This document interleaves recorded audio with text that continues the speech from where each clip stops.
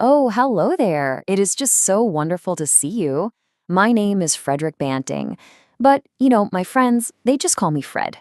I've got a story for you, one I've been wanting to share for a long, long time, and I wrote it all down right here just for you. It's funny. Sometimes I look out at your world, the world today, and I see little pieces of my life's work everywhere I look. I see kids just like you, running and playing, growing up so strong. I see those amazing airplanes soaring way up high in the clouds. And it just fills my heart with such joy. It's like a dream I had a long time ago has come true. My whole story, really, it's like a big dream book. And I'd love to share it with you, my best friend. So, why don't you find a nice comfy spot? All settled in? Good. Let's turn the very first page together. I suppose I wore a few different hats during my time.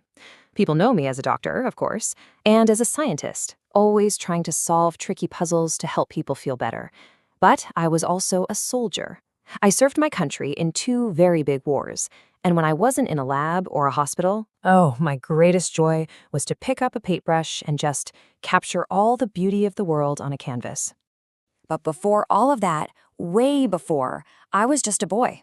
I grew up on a farm in a tiny little town called Alliston. I was a bit shy, to be honest, and I wasn't always the best student in school. But one thing I had was curiosity. I was always wondering about things. And you know what I learned? It doesn't matter where you start. A really big journey can begin with just one single, simple question. See, back then, there was this sickness called diabetes, and it was a real puzzle for everyone. Imagine your body is like a car's engine, okay? And the food you eat, that's the fuel that makes it go.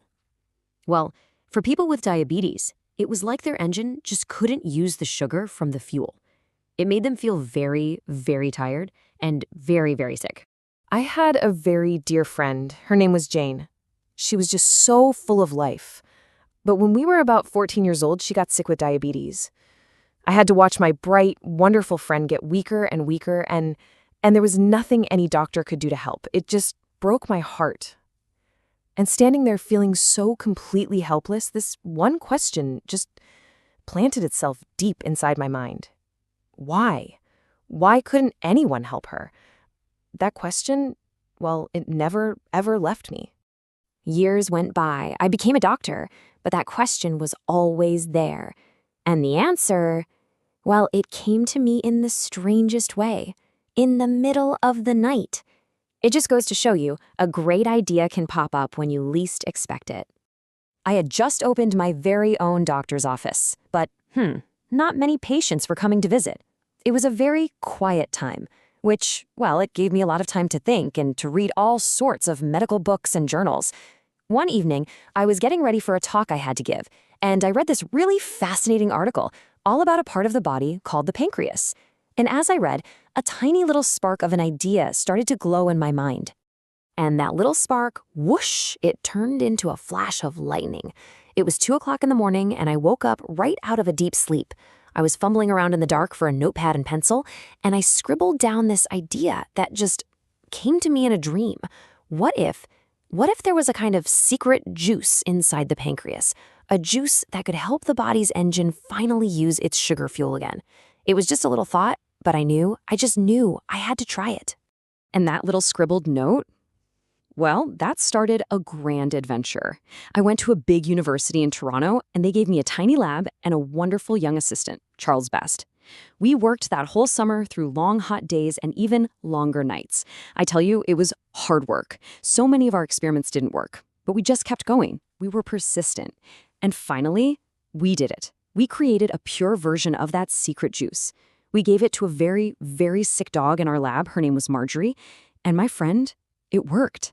First, she lifted her head, then she stood up, and then she even wagged her tail. Oh, in that moment, we knew. We knew we had found something that could help the entire world. Finding something that important, wow, it felt like discovering a great treasure. But you know the thing about real treasures? They aren't meant to be locked away. They're meant to be shared with everyone. My partners and I, we had a really big decision to make. We could have sold our discovery for lots and lots of money. But instead, we sold the patent for it to the university for just $1.